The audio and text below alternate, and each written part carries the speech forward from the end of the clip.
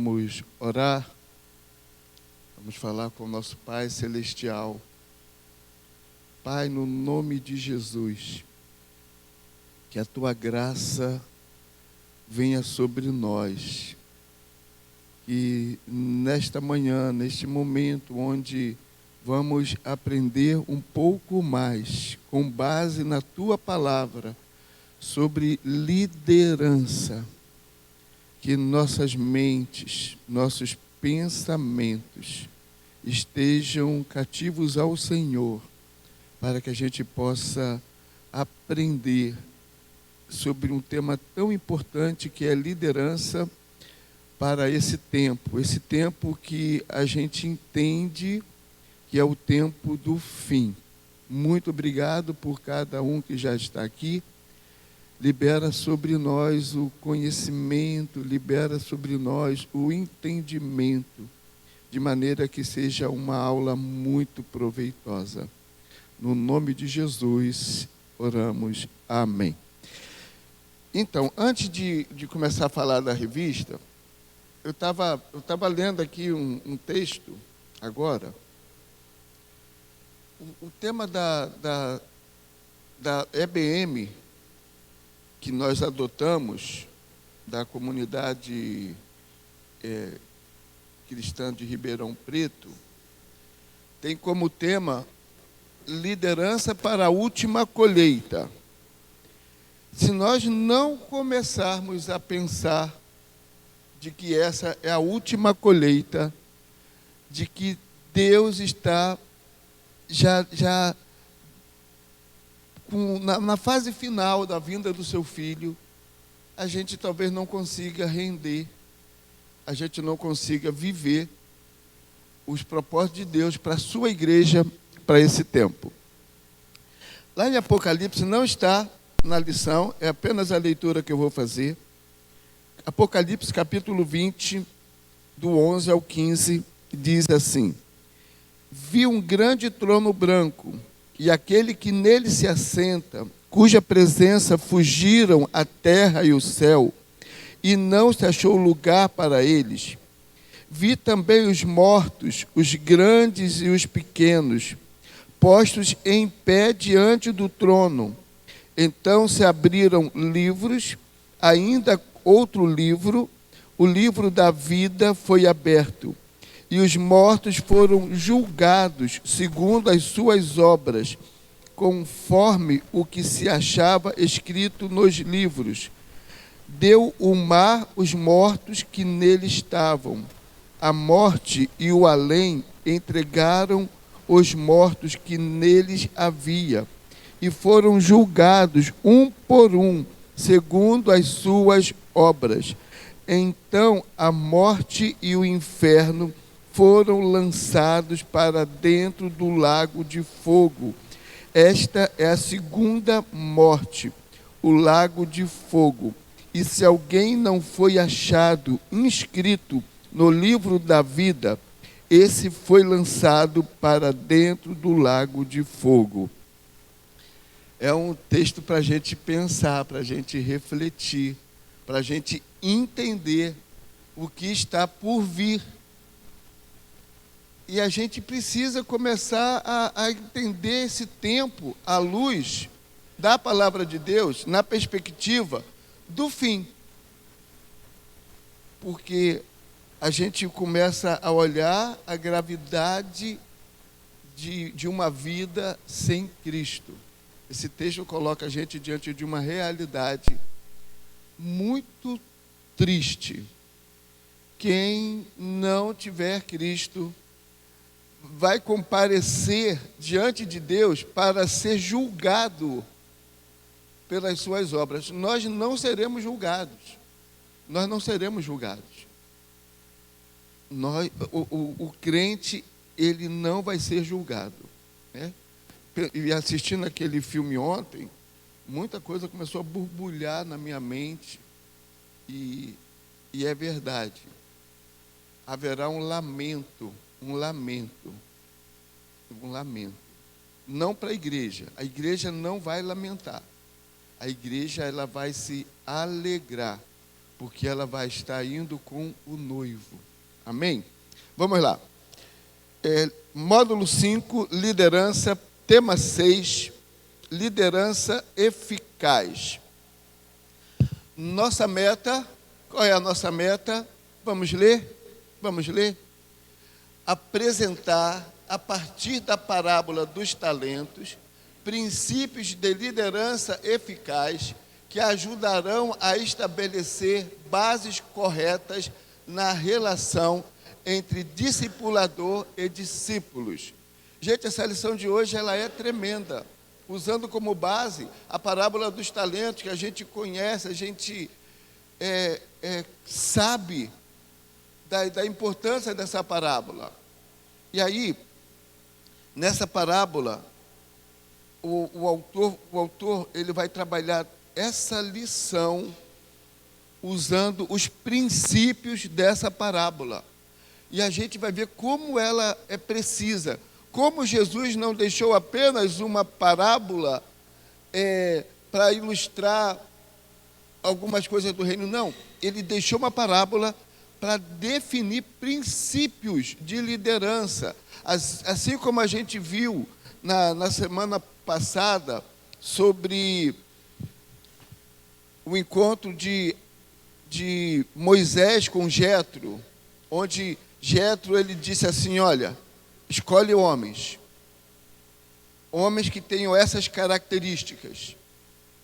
Se eles não tiverem essas características, eles não vão conseguir ser líderes de verdade. Não, cuidado nas suas escolhas. E aí ele foi elencando uma série de características que nós vimos na semana passada. E hoje vai ser a parábola dos talentos, para a gente trabalhar esse tema, liderança eficaz. Liderança de êxito se baseia em princípios. Princípios. Já estamos seguros de que todo crente tem um chamado para a liderança, pois todo crente recebeu de Jesus a incumbência de fazer discípulos. E isso só é possível quando assumimos a condição de líderes. Um discipulador é um líder, um mentor daquele a quem está formando.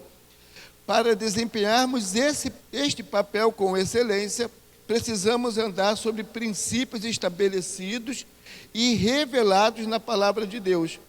Neste estudo, vamos atentar para a parábola de Jesus narrada em Mateus 24, 25, 14 a 29. E vamos tirar dela preciosidade que nos ajudarão a praticar o discipulado e a liderança com sucesso. É importante que você leia todo o texto atenciosamente. Nele, um senhor trata com 3 de seus servos e lhe confia seus bens para que trabalhem com eles. Vamos ler. Vamos ler. Mateus 25, 14 a 29.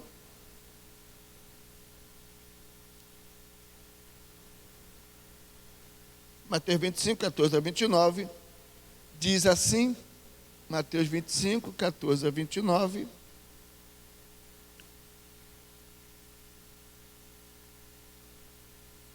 Ele está falando sobre vigilância. Jesus está falando, tanto é que no versículo 13 ele vai falar: vigiai, pois, porque não sabeis o dia nem a hora. Mas Jesus, ele vai mostrar que a vigilância tem que fazer parte da vida do crente, principalmente do líder. E essa vigilância aqui não diz respeito apenas à questão de pecado, de queda, mas ela diz respeito à missão, cumprimento de missão.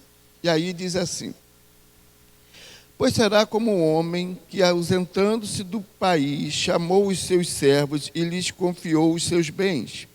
A um deu 5 talentos, e a outro 2, e a outro 1, a cada um segundo a sua própria capacidade. E então partiu. O que recebera 5 talentos saiu imediatamente a negociar com eles, e granjeou outros 5. Do mesmo modo, o que recebera 2 ganhou outros 2. Mas Mas o que recebera um, saindo, abriu uma cova e escondeu o dinheiro do seu senhor. Depois de muito tempo, voltou o senhor daqueles servos e ajustou contas com eles. Então, aproximando-se, o que recebera 5 talentos, entregou outros 5, dizendo: Senhor, confiaste-me 5 talentos. Eis aqui outros 5 talentos que ganhei. Disse-lhe o Senhor: muito bem, servo bom e fiel. Foste fiel no pouco, sobre o muito te colocarei. Entra no gozo do teu Senhor. E aproximando-se também o que recebera 2 talentos, disse: Senhor, 2 talentos me confiaste. Aqui tens outros 2 que ganhei. Disse-lhe o Senhor: muito bem, servo bom e fiel. Foste fiel no pouco, sobre o muito te colocarei. Entra no gozo do teu Senhor.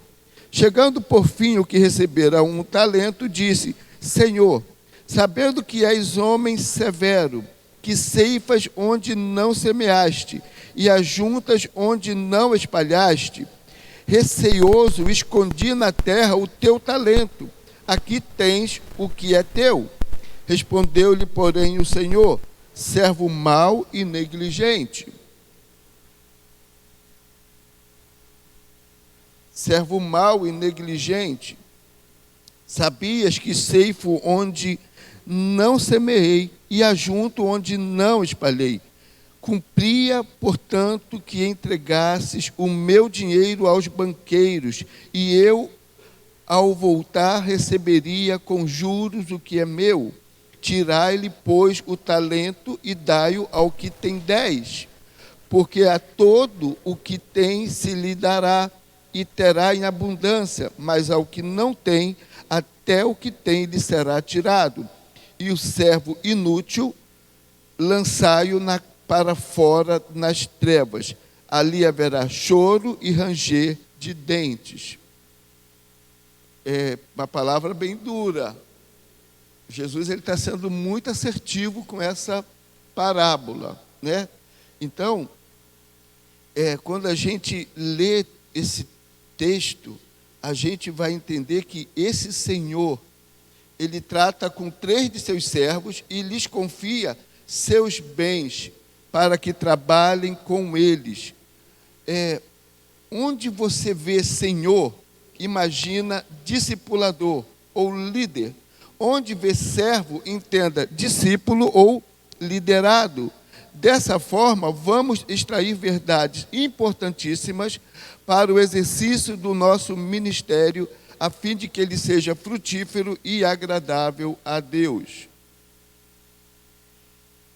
Primeiro princípio, o princípio da potencialidade. O primeiro princípio que vamos destacar é o da potencialidade de cada pessoa. O texto diz que o homem, a um deu 5, a outro 2 e a outro 1, cada um segundo a sua própria capacidade. Segundo a sua própria capacidade. Perceba que absolutamente todos tinham um potencial, uma capacidade de corresponder à missão.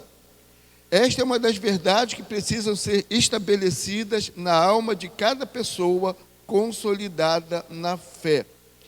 Está convencido do seu chamado para a liderança e para a frutificação, bem como da sua capacidade em Deus, é fundamental para o crescimento de todo discípulo.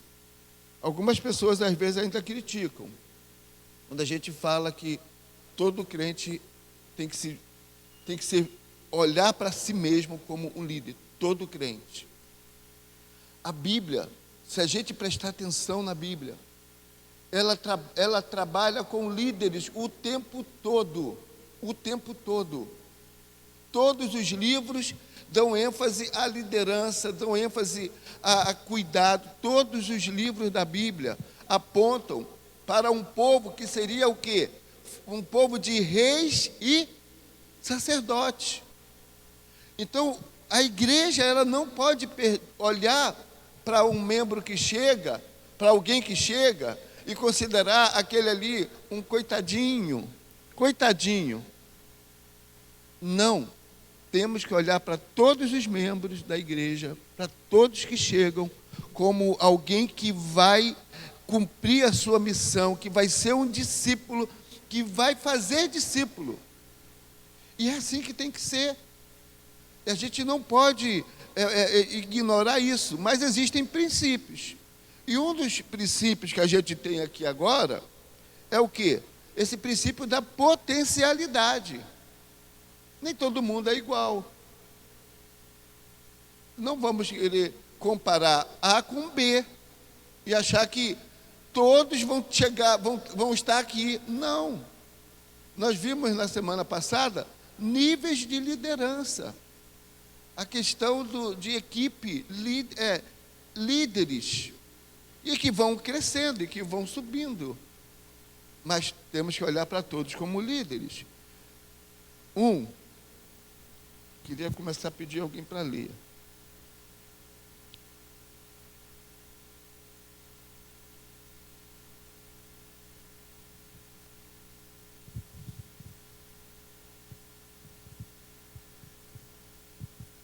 Um discipulador precisa enxergar a potencialidade das pessoas.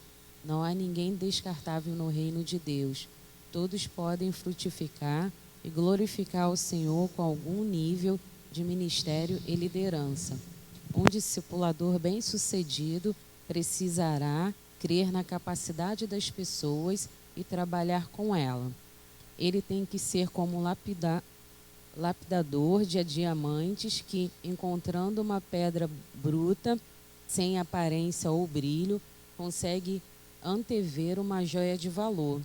Os homens de Deus que fizeram história, especialmente os que deixaram seguidores, tinham essa virtude. Elias viu em Eliseu mais do que um lavrador esquecido e fez dele um profeta. 1 Reis 19:19. Samuel descobriu um rei por trás das malhadas, ao encontrar Davi cuidando dos rebanhos de seu pai. 1 Samuel 16:11-13.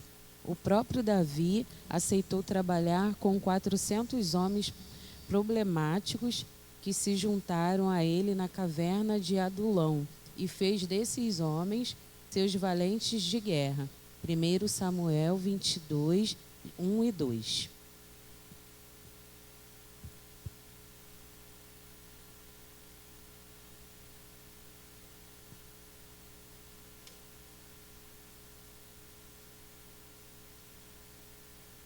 A gente vai falar muito ao longo da lição de hoje desses itens, dessas questões, relação discipulador-discípulo.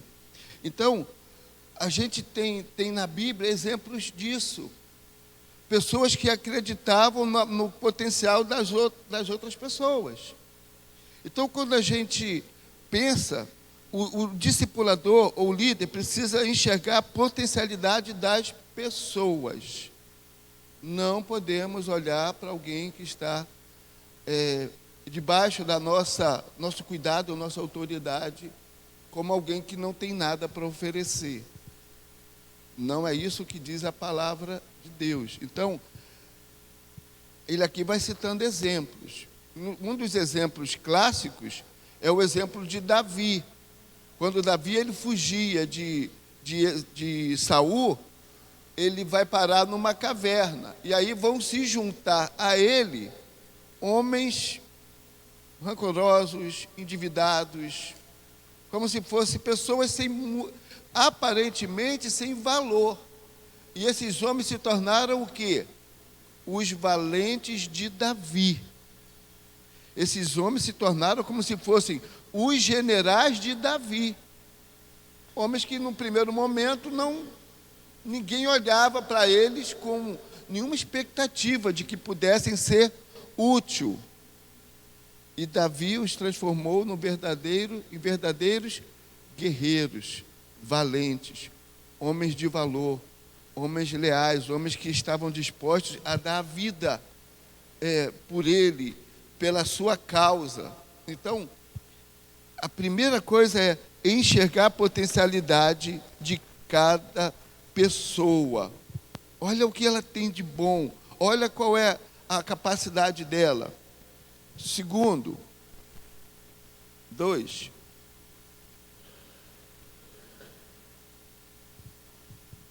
limites naturais não determinam limites espirituais. A maioria das pessoas que chegam à igreja não crê no seu potencial, porque estão feridas em suas autoritarismo, autoestima, e precisa fracassos do passado, olhando para os seus limites naturais, falta de cultura, timidez, insegurança e etc. Tem dificuldade especialmente para se entregarem como líder. Entretanto, um bom discipulador é aquele que trabalha nesta área, demonstrando que o poder de Deus é suficiente para agir no homem e fazer dele um instrumento independente dos recursos naturais que possua. Foi assim que Moisés, com uma velha vara, em Êxodo 4:2, tomando-se um líder de multidão, Gedeão, tímido, medroso, e Juízes 6:11-14, foi levantado como um grande general. E os discípulos de Jesus, a maioria homens iletrados, lá em Atos 4:13, revolucionou o mundo com o seu ministério.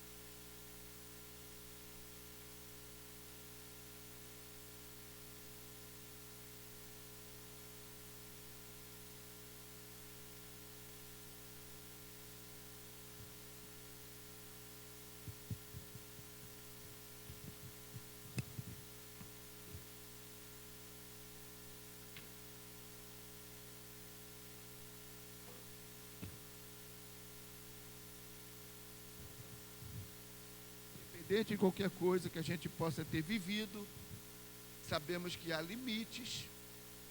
Por isso que a questão da potencialidade, a um ele deu 5, a outro ele deu 1. Deus conhece a nossa potencialidade, né? Ok?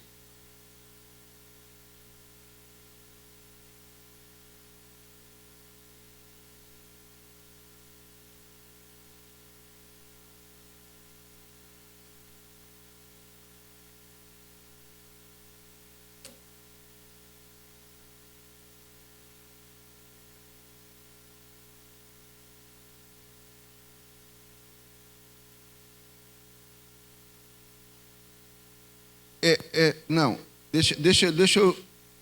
Isso que a irmã falou é verdade. As pessoas, cada um tem as suas qualidades. Um é dedicado mais à oração, outro é um bom conselheiro, outro é aquele que vai buscar. Ok, mas dentro da nossa perspectiva da lição, o que o autor está colocando para nós agora, e usando esse exemplo de Gideão, é: alguém chega na igreja e se acha um coitado que não tem condições. Aí a gente vai dizer: não, Deus não vai desperdiçar ninguém. Há um lugar para você e há um potencial em você que pode estar sendo encoberto por uma autoestima baixa, por alguma ferida na sua alma que tira de você essa visão de quem você é. Então a gente precisa entender isso, né? Existem limites, sim. Nem todo mundo foi Gideão. Não é verdade? Mas ele está dizendo o seguinte: não fica olhando para você como alguém que não tem capacidade. Isso pode estar ligado à visão que você tem de você mesmo, né? Vamos lá. O princípio da singularidade.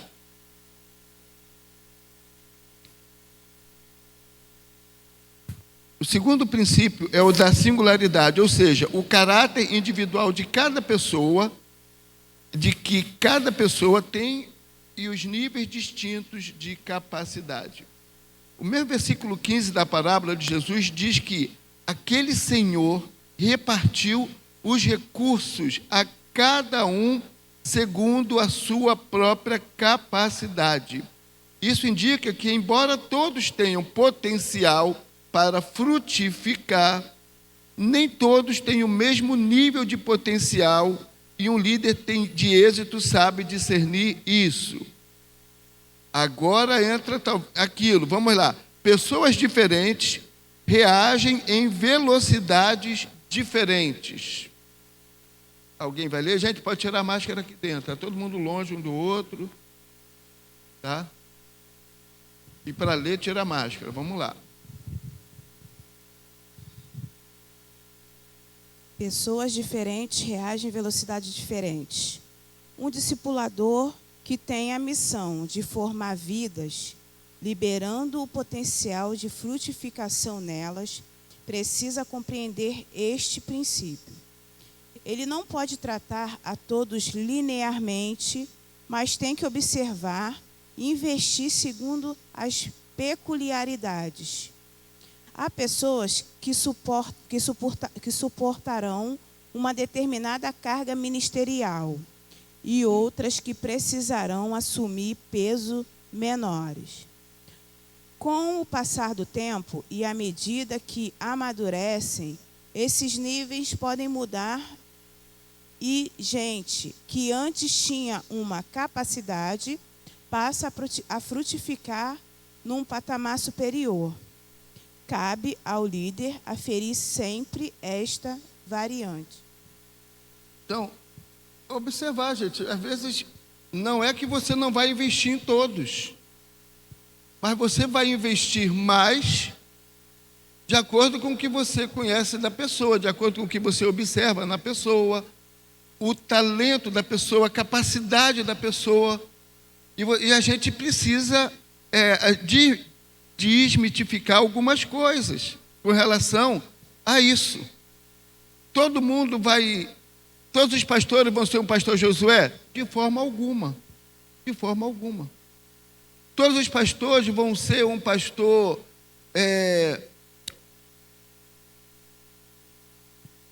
Luciano Subirá? De forma alguma. Não é assim. Todos os líderes vão ser igual a um supervisor? Não. Mas a gente precisa investir, e à medida que o tempo vai passando, vai desabrochando ali naquele que recebeu uma missão, não é missão inferior. Olha o que ele diz, de menor peso, não é missão inferior. Mas se a pessoa não consegue nem às vezes ajudar alguém a estacionar um carro, orientar para a pessoa estacionar um carro, essa pessoa vai poder se tornar um coordenador de estacionamento? Não. Então a gente precisa, à medida que o tempo passa, o potencial vai desenvolvendo, e aí tarefas de um peso mais relevante vão ser dadas. E isso é muito importante a gente ter esse entendimento. 2, princípio da singularidade. Não há lugar para melindres na obra de Deus. Eu achei esse item tremendo, tremendo.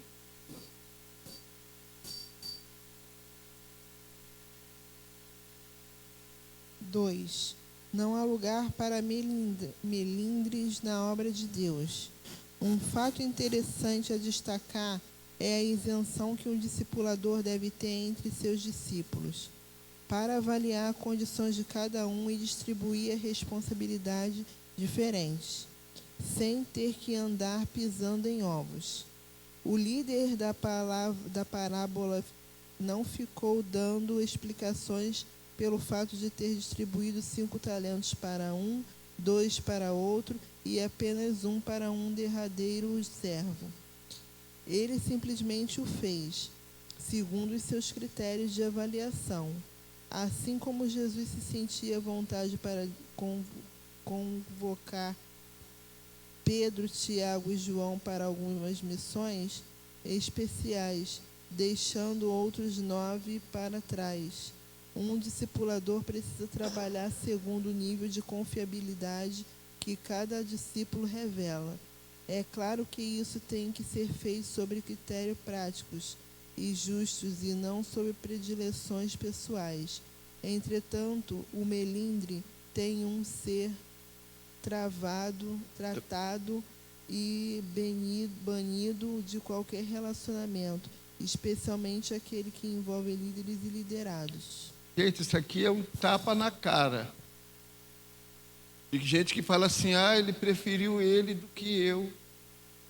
Ele deu 5 talentos para João. Para mim, ele só deu 2. Ele deu 2, deu 5 para João, deu 2 para fulano, para mim só deu 1. Cara, ele é o dono. Ele é o dono. Sabe que tem gente que trata que dentro da igreja age assim? Fulano que foi colocado como líder. Não vou fazer mais nada não. Também eu vou enterrar meu talento. Fulano que recebeu 5, que se vire. Eu vou enterrar o que eu ganhei, acabou. Gente, isso acontece às vezes até dentro de casa. Se não cortar isso, ficar com milindre. Então, essa lição é para você depois ler de novo. Vamos lá. O princípio do investimento. O terceiro princípio de liderança revelado na parábola dos talentos é o de que ninguém produz sem antes receber algum tipo de investimento. O homem da história contada por Jesus chamou os seus servos e lhes confiou os seus bens.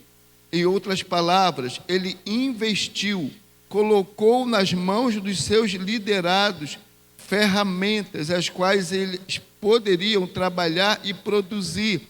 Este é um fundamento do discipulado. O papel de um discipulador não é, a priori, buscar frutos nos seus discípulos, mas investir neles para que tenham condições de fazer resultados depois. Gente, todos os itens são muito importantes. Todos são muito importantes. E aí, vai prestando atenção nesses princípios, que é onde muitas vezes nós estamos errando. Mas olha, o que ele está dizendo? Princípio do investimento. Ele pegou a sua riqueza e deu. Há um texto em Efésios que Jesus, ele desceu ao cativeiro e depois ele deu dons aos homens. Ele deu dons aos homens. O que ele estava fazendo? Investindo. O que tem nele, nos homens? Quando a gente vê a questão dos dons, eu entendo que são 3 tipos de dons. Dons de serviço, dons espirituais e dons de ministério. Mas independente de qualquer coisa, dom significa o quê? Dádiva. Dádiva. Significa presente. Então, Deus já deu. O que ele tinha para dar para os homens, ele já deu. Já deu os dons de serviço, dons espirituais e dons de ministério. Já foi dado aos homens. Né? Então, é isso que diz aqui. Item 1. Vamos lá. Dentro do princípio de investimento, item 1.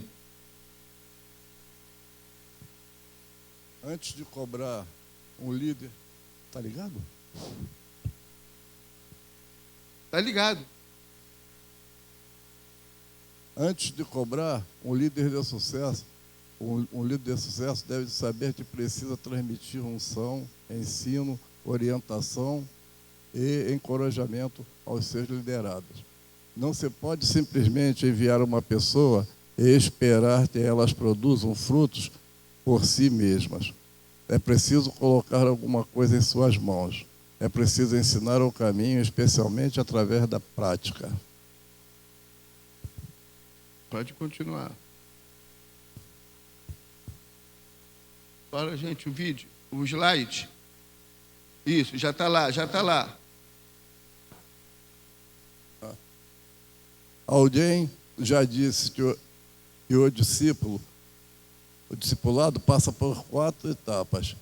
Eu faço e você observa. Eu faço e você me ajuda. Você faz, lhe ajudo. Você faz, eu observo. Não dá para teimar fases. Se queremos ver nossos discípulos frutificando abundantemente, precisamos antes ganhar um bom tempo investindo em suas vidas. Eu acho que aqui é o segredo. Por isso que Jesus, ele não liberou os discípulos antes de passar com eles 3 anos. Mandou para uma primeira prova, vai os 12 para cumprir a missão. Aí mandou os 12 para evangelizar, para pregar, para curar, para fazer. Aí depois ele falou, agora eu vou mandar um grupo maior. Aí a segunda etapa, mandou um grupo maior. E aí, ele ainda, depois de todo esse tempo, ele diz assim, agora vocês vão esperar o revestimento. A missão vocês já sabem qual é. Treinados vocês já foram. Mas agora vocês vão ter o revestimento. Então o que ele diz é esse investimento. Jesus investiu na vida dele. Assim como esse senhor da parábola, ele investiu. E talvez aqui esteja o segredo para que as pessoas possam fazer bem e desempenhar bem os seus ministérios, a sua liderança. Esse item aqui do investimento é um item que a gente precisa tornar muito real na vida da nossa igreja. Né? Item 2. Alguém quer falar alguma coisa? Ou então vai fazendo uma anotação e no final a gente fala. Item 2. Ninguém pode dar aquilo que não tem. Se um líder na casa de Deus é um desafio de constante superação, pois não consiste apenas em exigir das pessoas que apresente resultados, mas em prepará-las para isso.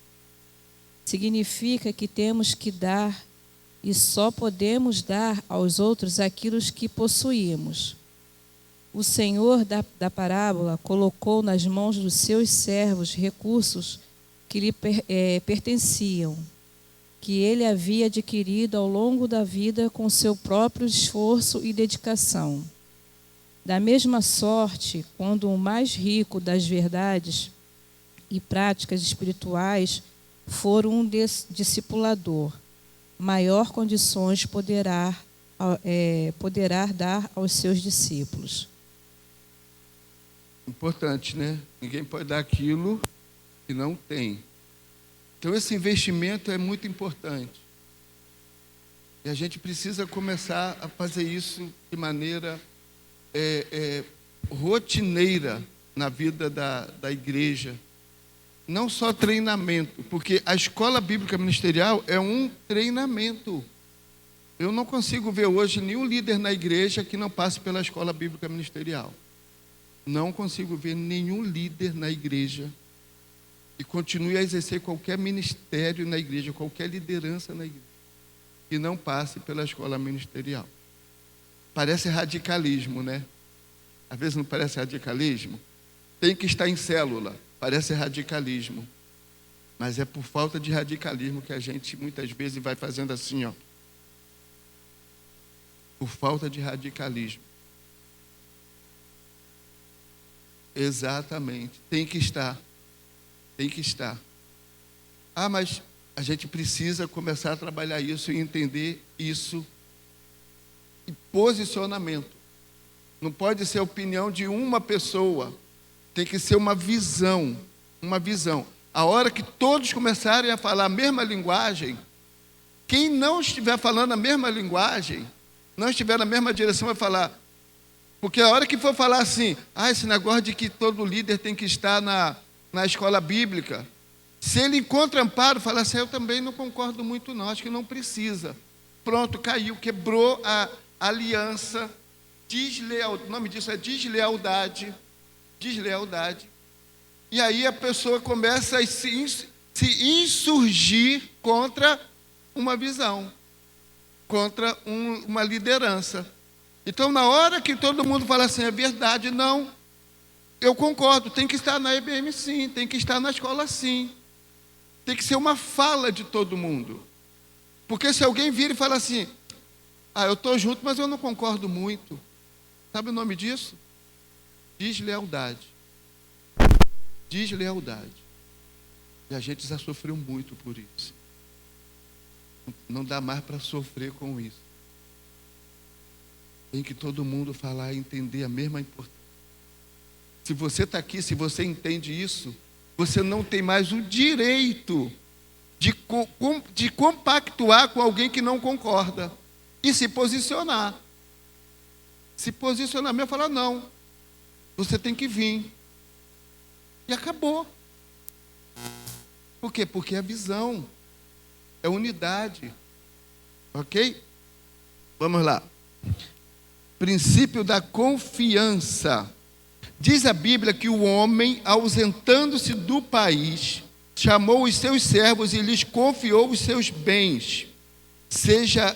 Ou seja, ele confiou nos seus liderados a ponto de entregar-lhes uma incumbência e ausentar-se crendo que seriam fiéis. Este é um fator fundamental na formação de cristãos saudáveis e produtivos. As pessoas precisam de crédito, de alguém que aposte nelas e lhes permita provar sua capacidade.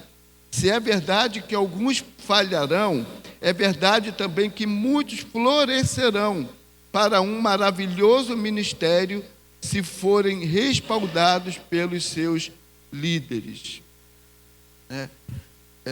Cada etapa, cada princípio que o autor extraiu dessa parábola é mais um item para a gente pensar muito bem, para refletir muito bem.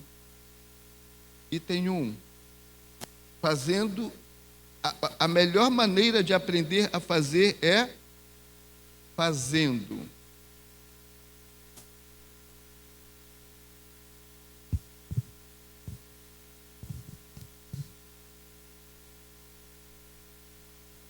Não podemos nos tornar teóricos demais. A visão na qual estamos envolvidos exige praticidade. Muitos processos de formação de liderança nas igrejas são ineficazes porque paralisam as pessoas por anos, aprendendo teoria para só depois liberá-las ao serviço. Não é isso que a palavra ensina. Enquanto formava seus discípulos, Jesus os enchia de responsabilidades e trabalho. Só teremos líderes de células se forçarmos todos a serem consolidadores. Só teremos equipes maduras se formos ousados suficientemente para enviar aqueles que temos nas mãos. Precisamos mudar a nossa mentalidade e entender que nossos discípulos não precisam ser excepcionais para assumir responsabilidades. Eles não têm que saber tudo para fazer, mas saberão tudo fazendo. Gente, tem comentário, né? Tem comentário. Item 2. O potencial é liberado no serviço. É preciso forçar as pessoas a assumirem responsabilidades, lançá-las no fogo. A maioria dos novos líderes só descobre o seu potencial e vence sentimentos de incapacidade quando está no ministério. É preciso empurrá-las para isto. Conta-se que um homem recebeu uma homenagem num grande jantar. Todos os que discursavam falavam de seu heroísmo ao pular no mar revolto, cheio de tubarões, para salvar uma criança que havia caído de um navio. Depois de ouvir todos os louvores, o homem tomou a palavra e disse: Eu agradeço por tudo que falaram de mim, mas há uma pergunta que me intriga e preciso da resposta. Quem de vocês me empurrou daquele navio? Isso ilustra bem o que queremos dizer. Os verdadeiros heróis muitas vezes são empurrados para os desafios que os tornarão especiais.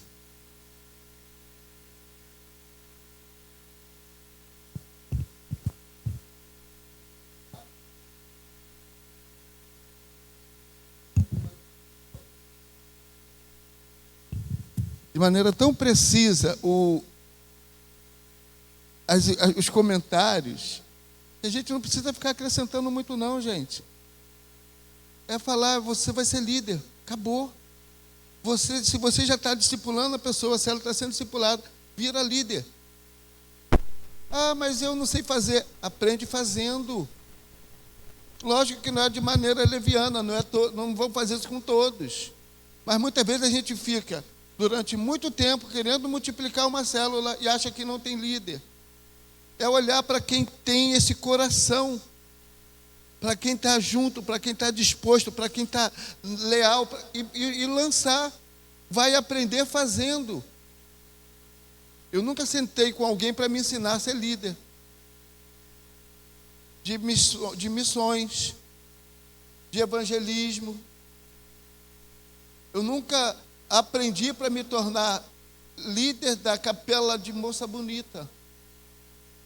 Mas eu via as pessoas fazendo, eu via como era feito, tinha minhas observações, e quando foi lançado para ficar debaixo da minha responsabilidade, eu dei continuidade e depois mudei algumas coisas, que estão até hoje funcionando como eu deixei, ou que funcionavam porque a pandemia parou. Então é começar a empurrar as pessoas no mar cheio de tubarão, né, Juliana?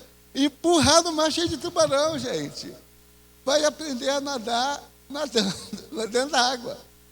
Não dá para virar líder só de teoria. Ah, eu sou um ótimo líder de célula. Só porque fez o curso de TLC e acha que é um ótimo líder de célula. Gente, vai cometer erro, vai crescer, vai errar, vai aprender. É preciso que a gente comece a tirar algumas coisas. Anos e anos dentro da igreja. Ai, porque eu ainda não me sinto capacitado. É uma vergonha na cara, gente. Começar a dizer isso para algumas pessoas. Porque o quê? Quero ver você dizer para o seu filho, quando ele tiver 18 anos, que ele ainda é uma criança, que ele não... Gente, a gente precisa começar a olhar e falar assim, tem gente que tem que ser empurrada do navio para cair no mar. Né, Rosana? Né, Maria?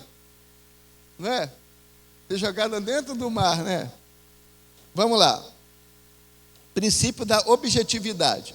As pessoas só serão bem-sucedidas se souberem exatamente o que é esperado delas.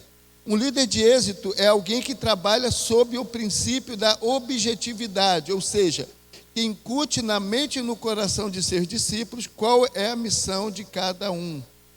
Ao olharmos para a parábola que estamos tomando por base, percebemos que cada um dos servos sabia que seu líder esperava multiplicação.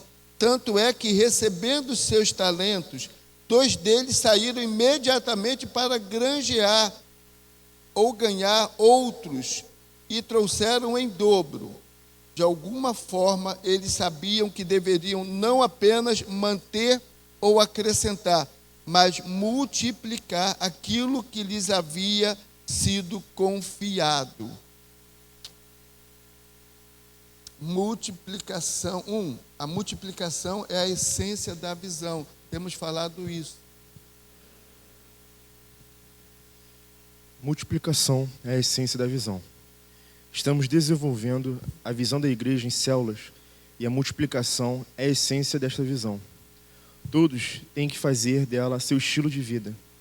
Isso está no coração de Deus, do início ao fim da Bíblia. Cada discípulo precisa ter prontidão para trabalhar, tendo em vista a multiplicação. Gente, tem uma frase aqui que eu queria que a gente falasse isso. Olha lá em cima, a segunda. Vamos lá? Todos têm que fazer dela seu estilo de vida. Por que tem que fazer da multiplicação estilo de vida? Porque está na Bíblia. A gente tem que parar de achar que é porque o pastor quer multiplicar, quer crescer a igreja. Não, porque está na Bíblia. Do início ao fim.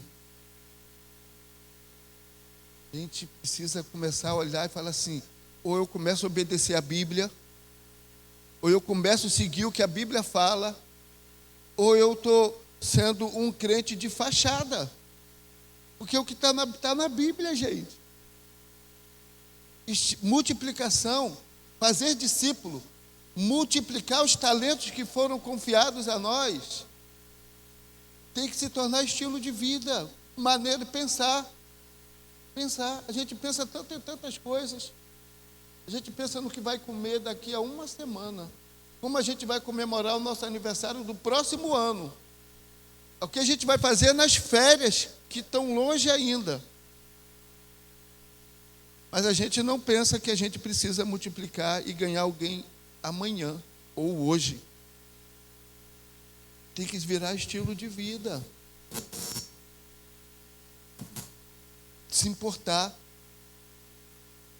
Quando eu fiz a leitura do texto de Apocalipse, antes de começar a entrar no tema da lição, isso tem que nos incomodar. Vai chegar o dia onde as pessoas comparecerão diante de Deus, independente de estar vivo ou de estar morto. O mar vai devolver os mortos, o além vai devolver os mortos, e eles vão ser julgados. E aí vão receber uma sentença triste. Né? Vamos lá. 2.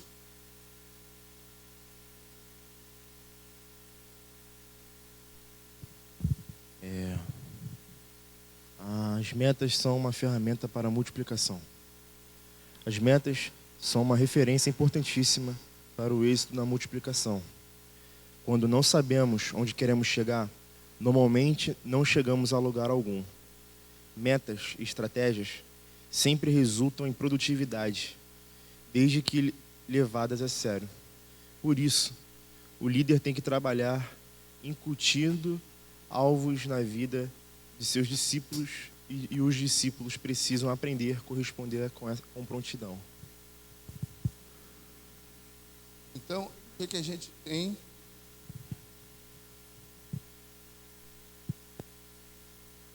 O que a gente tem?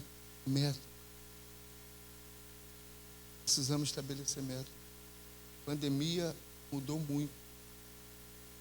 E nós paramos de estabelecer crescimento, paramos de estabelecer as metas. E a gente achou que nem podia ter reunião de célula. Tem que ter meta. A gente precisa voltar a fazer isso. Não estou falando aqui para uma escola, para outra igreja, falando para a nossa. Nós precisamos voltar a estabelecer metas. Senão, a gente não vai chegar a lugar nenhum. E todos têm que estar empenhados nisso. Porque multiplicação tem que estar no estilo de vida. Não é porque a gente quer crescer, porque está na Bíblia.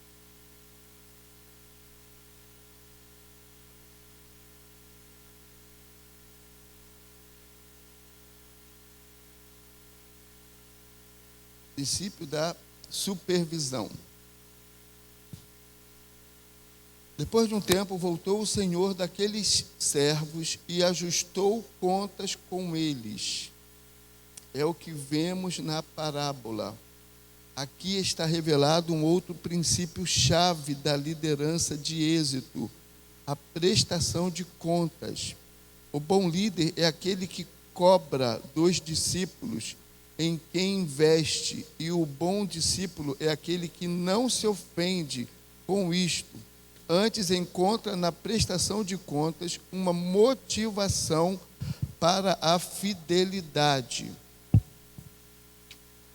Esse é um item que muita gente não gosta, né? A gente não foi acostumado a isso dentro das nossas igrejas, né? Mas é um princípio imprescindível. Vamos lá. 1. Relatórios são o segredo para o sucesso. Os relatórios são o raio-x da igreja e precisam ser trabalhados com extrema responsabilidade. Precisamos criar uma cultura de prestação de contas para que a visão cresça com qualidade e os frutos não se percam. Contar as ovelhas à porta do aprisco, exigir relatório e trabalhar criteriosamente com eles. É papel dos líderes que desejam agradar a Deus. Gente, eu nunca tinha pensado, quando eu li isso aqui, assim, contar as ovelhas à porta do aprisco.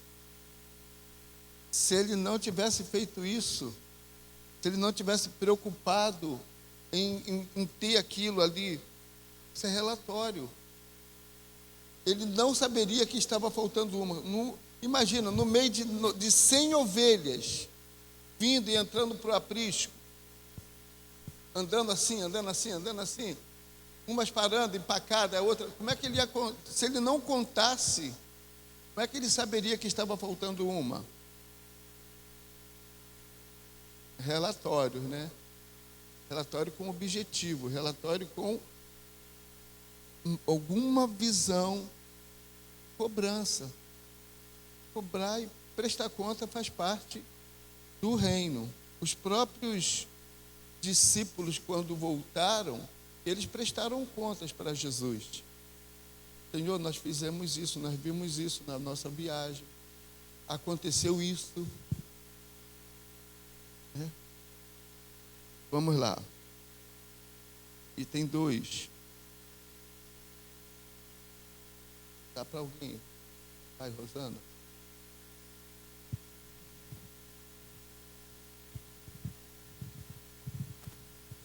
Prestação de contas como um fator motivacional. Muitas pessoas reagem negativamente à necessidade de prestar contas de seu ministério. Veem isso como um jugo, uma opressão. Entretanto, o propósito é sempre de motivação. É assim que líderes e liderados têm que trabalhar com o assunto. Simples e objetivo, né? É um fator motivacional, não pode ser visto como algo para depreciar, para pegar uma falha. Não.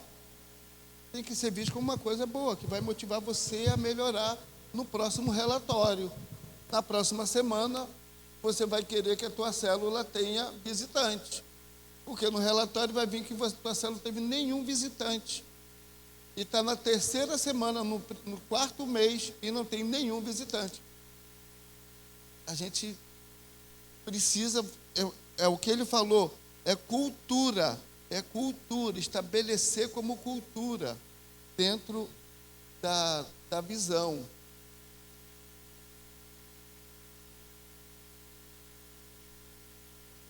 O princípio do reconhecimento. Quem é fiel e frutífero precisa ser exaltado como modelo e promovido dentro de uma comunidade.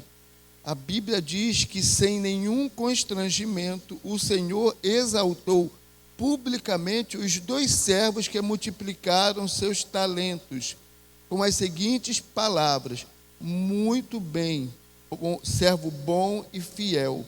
Foste fiel no pouco, sobre o muito te colocarei. Entra no gozo do teu Senhor. Na visão celular, os que frutificam galgam posto de maior responsabilidade e honra. E isso pode ser visto por alguns como indesejável, mas é absolutamente bíblico. Até no dia final, Deus premiará cada um de nós com galardões distintos, conforme a obra que fizemos. Apocalipse 22, 12. Alguém abre aí, enquanto a gente lê aqui. Não se trata de promover a concorrência no meio do rebanho, mas de destacar aqueles que podem ser expostos como modelo e inspiração para os demais. Mais uma coisa para a gente poder entender. Essa questão do reconhecimento, da honra a quem tem honra.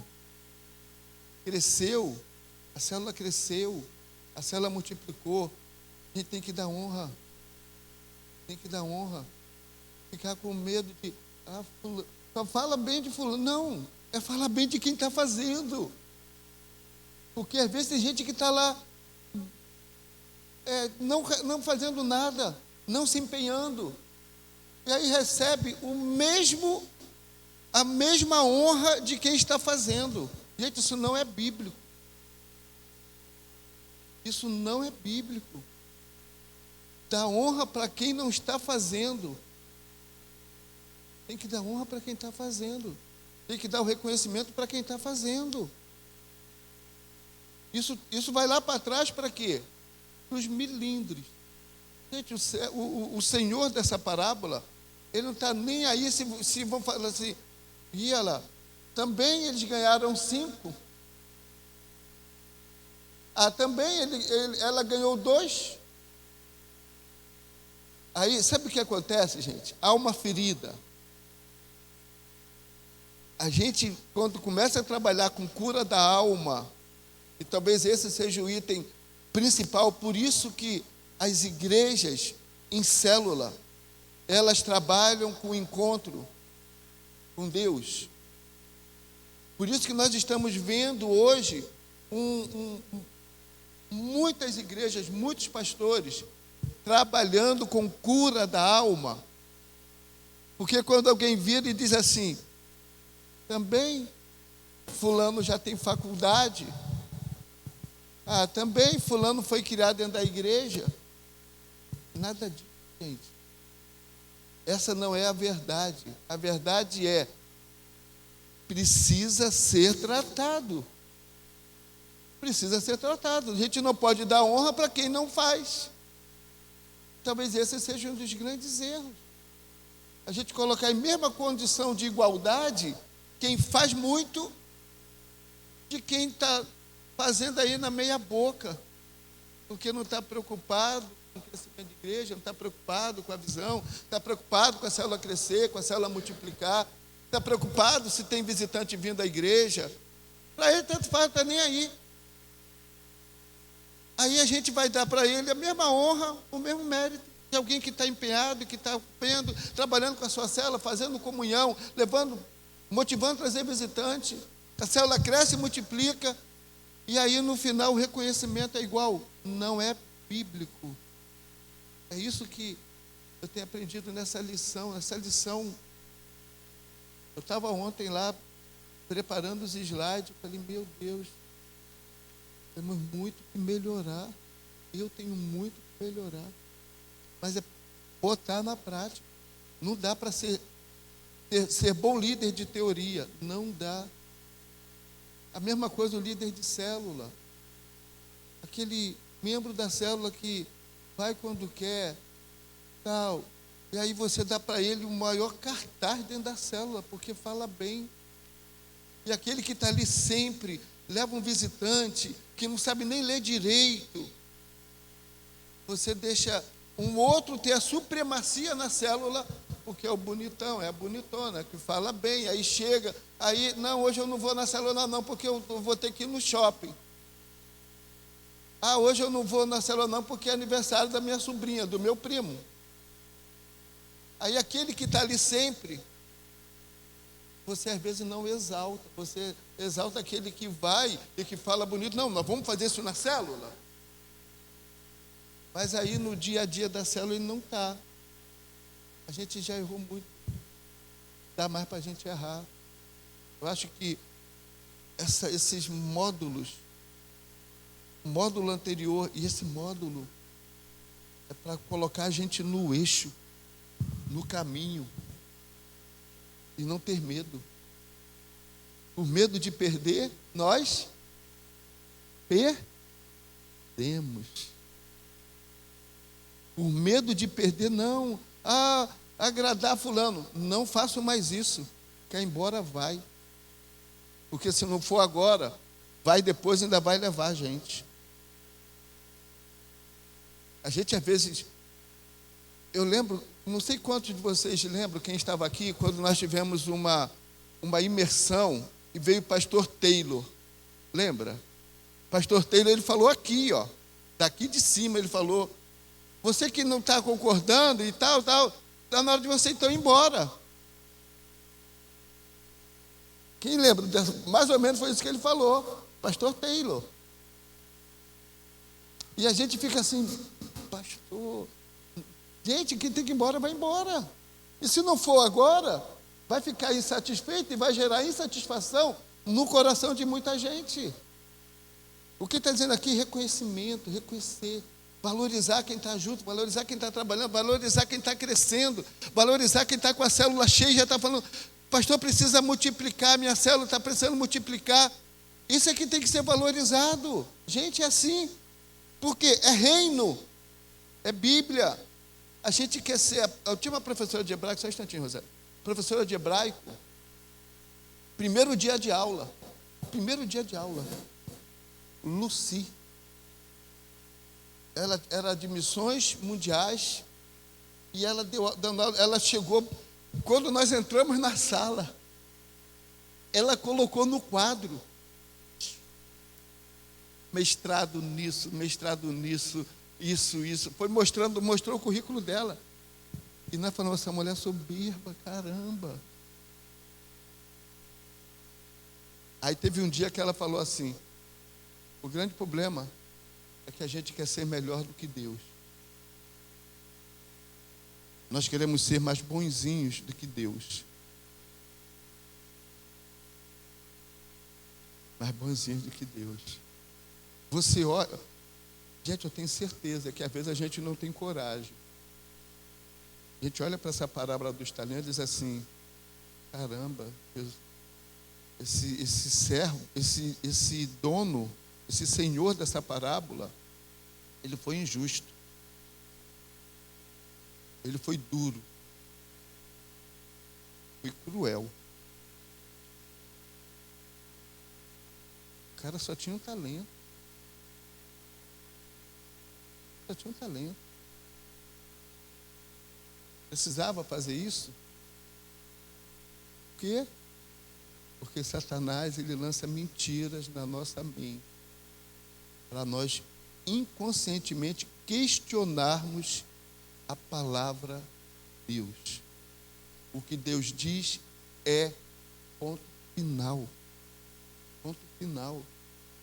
E por causa dessa mentira que ele lança, é que a gente quer ser mais justo do que Deus, a gente acha que tem que ter mais amor do que Deus, e a gente está vendo aí o humanismo entrando nas igrejas. e fazendo com que um monte de crentes, um monte de líderes, um monte de pastores comecem a olhar favoravelmente para o homossexualismo, para a homossexualidade. A gente tem que parar com isso. Está na Bíblia, está na Bíblia. Você tinha um talento. Ele esperava que você transformasse em 2. E olha que ele nem perdeu, hein? E olha que ele nem perdeu, hein? Ele ainda entregou, o cara deu a ele, hein? E a gente vai dizer assim, não, aí está muito severo. Não, aqui não, aqui todo líder de célula tem que estar na escola bíblica. Ah, não, aqui para trabalhar na igreja eu tenho que ser aluno. Para trabalhar na igreja eu tenho que estar em célula. Mesmo princípio, gente. Mesmo princípio. Não dá para a gente fugir, não. Ou a gente é bíblico, ou a gente é qualquer outra coisa. Lembra ainda do que ia falar?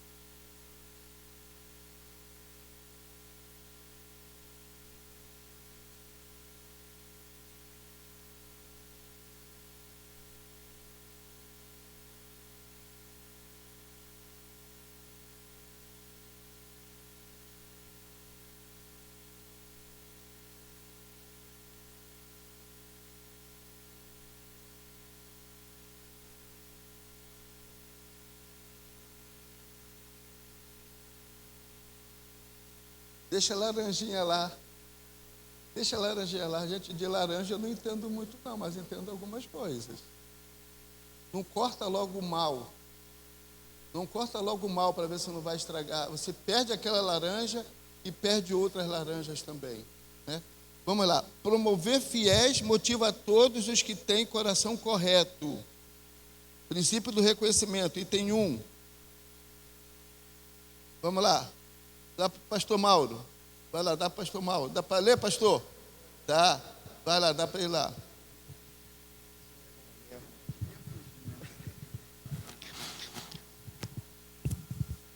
O princípio, promover os fiéis motiva a todos os que têm o coração correto.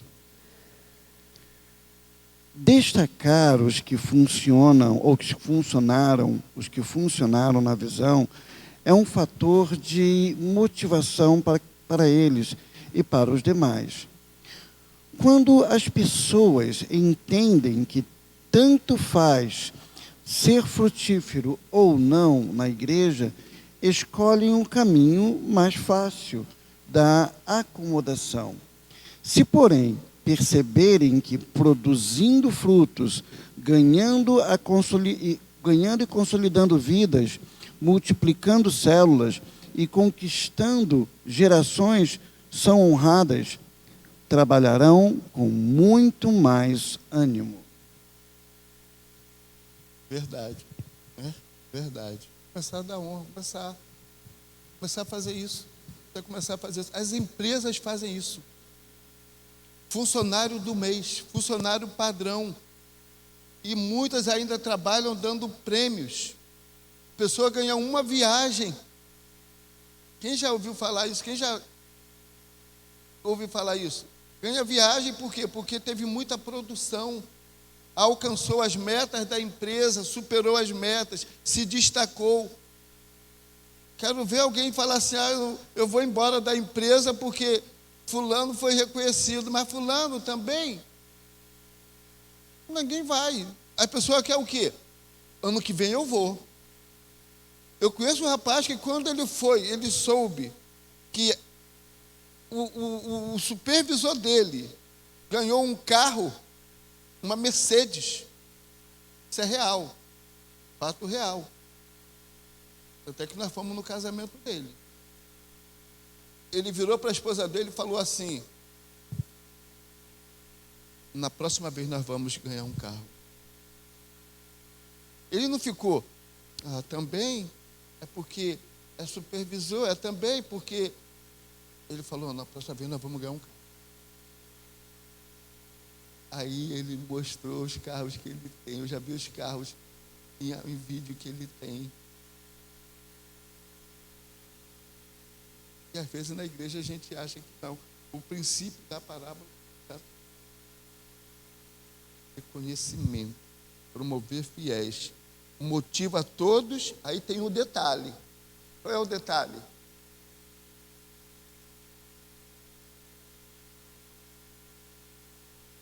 Motiva a todos.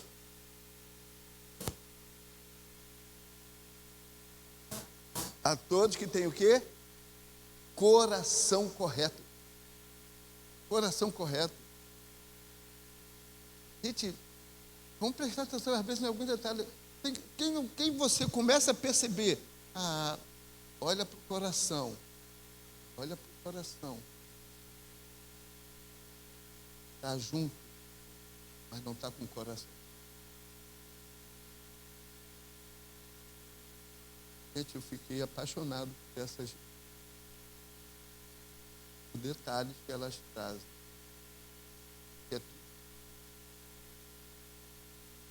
Item 2.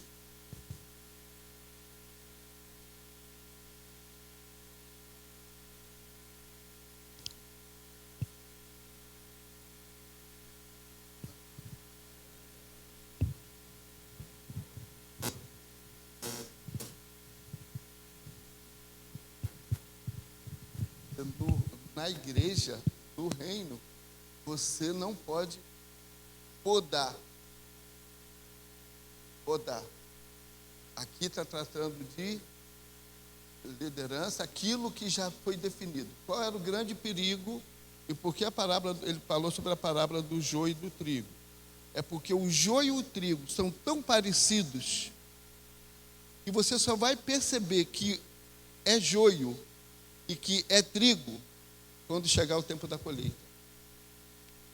Quando chega num determinado período do crescimento.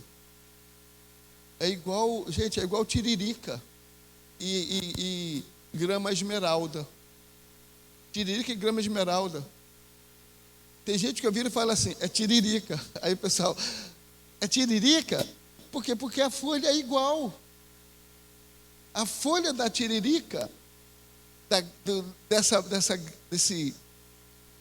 desse capim, é igual à folha da grama. E você só sabe quando você vê que a tiririca, ela cresce e aparece. A mesma coisa.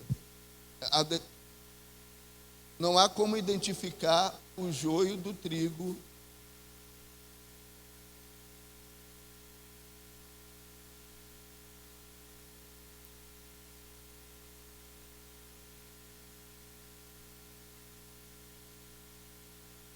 Não, o joio, ele é igual, o joio ele é igual. Ele é o crente que ora, é o crente que está junto, que está aqui, até o momento em que ele se apresenta. Você não tem como identificar o joio do trigo. Como você às vezes não vai ter como identificar, está junto, está vindo e tal, mas o coração não está junto. Aí vai chegar uma hora que isso vai se tornar perceptível. Vai chegar uma hora que vai ver que tinha interesses pessoais. Vai chegar uma hora que vai ver que não tinha o coração na visão. Vai chegar é isso que está dizendo aqui. Ele está dizendo aqui com relação chegou um determinado momento que você não pode deixar mais. Você já trabalhou, você já investiu, você já cuidou, você já olhou, você já observou, você já tratou, tentou tratar. Não dá mais. Já tá, aí já compromete o restante. A mesma coisa, a tiririca, se você não tirar, ela vai alastrando por baixo, aí dá uma batata aqui, ela tem um raminho que ela cresce, aí dá uma batata aqui. Aí quando você tira aquela moitinha dali, você pensa que acabou, mas ela já ramificou para cá também. Aí você tira, é igual o câncer. Vamos lá, item 2, para a gente ir para a conclusão.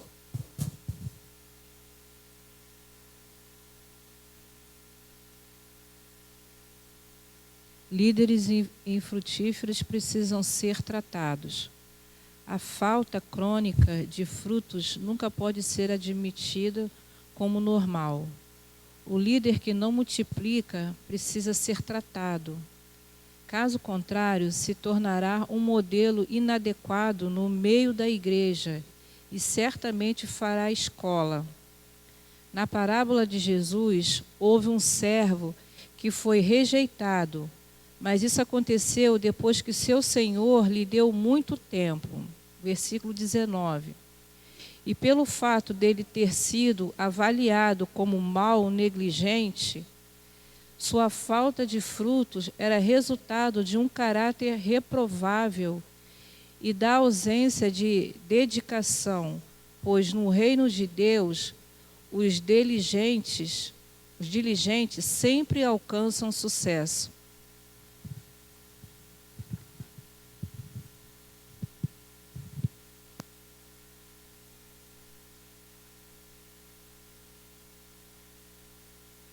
Vamos lá. Líderes infrutíferos precisam ser tratados. Não dá. Às vezes a gente quer ser bonzinho, porque é amigo. Porque não pode, gente. E às vezes a gente não tem noção como isso é danoso dentro de uma igreja, dentro de uma família, na criação dos filhos. É tratado. Então ele diz o quê? A falta crônica de frutos nunca pode ser admitida como normal. Tem um texto da palavra que eu nunca consegui entender muito bem, e a gente olha e fala assim, caramba, mas foi Jesus que fez. E tudo que Jesus faz, gente, a gente pode não entender, mas não pode criticar. É isso que a gente precisa entender. Quando ele olha para a figueira, tem fruto? Não. Lepe. Tem fruto? Não. Lepe. Gente, ele está tratando aqui de quê? Líderes infrutíferos precisam ser tratados. Antes do lepe. O tratamento é antes do lepe. É assim que acontece, que dá. Acabou. Vai ter uma vigília, não vem. Vai ter não vem. Vai ter uma imersão. Não se interessa em vir. Querido, pode ter certeza. A gente olha para a palavra, é o que diz a palavra. Não tem jeito. Gente, não queiram ser melhores do que a palavra. Não é o que minha professora Lucia falou. A gente quer ser melhor do que Deus. E a gente nunca vai conseguir essa façanha, né? Avalie quais dos 7 princípios de liderança abordados neste estudo representam uma mudança de paradigma para você. 7. Eu vou mandar esse estudo, eu vou mandar no WhatsApp para todos vocês. Para vocês, porque andar com a revista, às vezes você não vai ler, mas você ter isso aqui no seu celular, de repente você vai ver, vai reler, vai começar a entender, porque é muito importante. Como discípulo, você lida bem com a realidade de que há pessoas mais capazes que você? É digno de confiança, ou seja, mantém-se responsável mesmo na ausência do seu discipulador? Isso aqui eu peguei a parte de recebendo no espírito da lição, tá?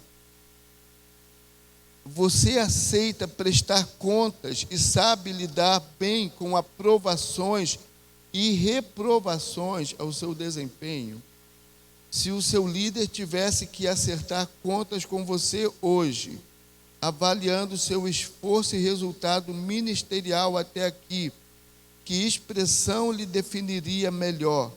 Servo bom e fiel ou servo mau e negligente? Vamos orar?